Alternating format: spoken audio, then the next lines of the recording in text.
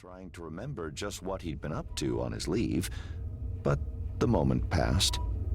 His gesture took in the vehicle bay and indicated the vessel as a whole. What sort of shape is she in? 100%, sir. All the Admiral has to do is point, and we'll be on our way.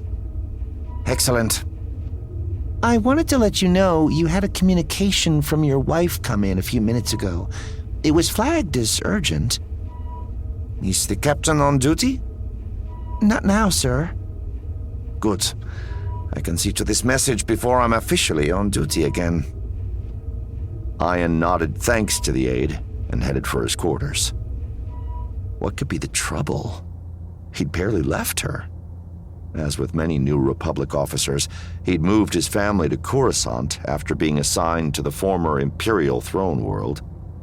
Barely left her after spending his entire leave with her, too. But he frowned, trying to recall just how they'd spent their time together. The memory wasn't coming in too clearly. He had the nagging feeling that something important was slipping by him. At his quarters, he brought up his personal terminal and opened his mail. In addition to numerous messages related to his duties, there was the priority-flagged message from his wife. He brought it up. There she sat, in the tacky red high-backed chair that sat before their terminal at home, and she looked distinctly unhappy, her greenish skin a little more pallid than it should have been. She glanced over to the side as though consulting with someone outside recording range. "Chart," she said. "Those Wookiees are dancing in the parlor again." Ian switched off the message, not bothering to hear it in its entirety, and erased it. His fingers typed commands into the terminal keyboard. He watched the process, momentarily interested in how he could be so swift, so sure, and yet have no idea what he was doing. Of course, he thought. How unpleasant. Those blasted Wookiees are dancing in the parlor again. He retrieved his personal sidearm, a small but powerful blaster pistol, and checked it to make sure it was fully charged. He tucked it away in his pocket and departed, certain in what he needed to do to get rid of those dancing Wookiees.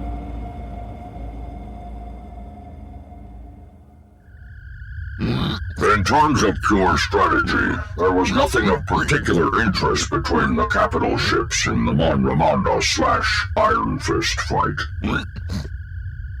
The speaker was a Gamorrean, one of the pig-snouted humanoids known for their warlike dispositions, but almost nothing but his appearance characterized him as a member of that species. He was speaking Basic, which was beyond the capabilities of other Gamorreans, and his voice was not a natural one.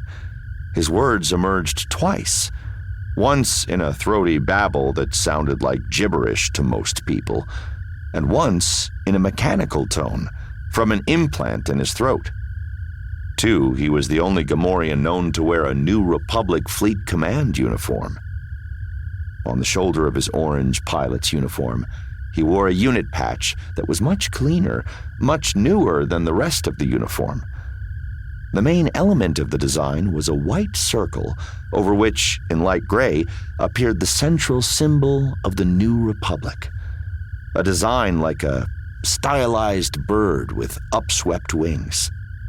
Over that were 12 X-wing silhouettes, as if viewed from above. In black, one in the lower left portion of the circle was large, and the 11 arrayed around it were a third its size. All were oriented the same direction, from lower left to upper right, as though flying in tight, precise formation. Around the white circle was a broad blue ring bordered by two narrow gold rings. It was a brand new unit patch for a nearly brand new force, Wraith Squadron.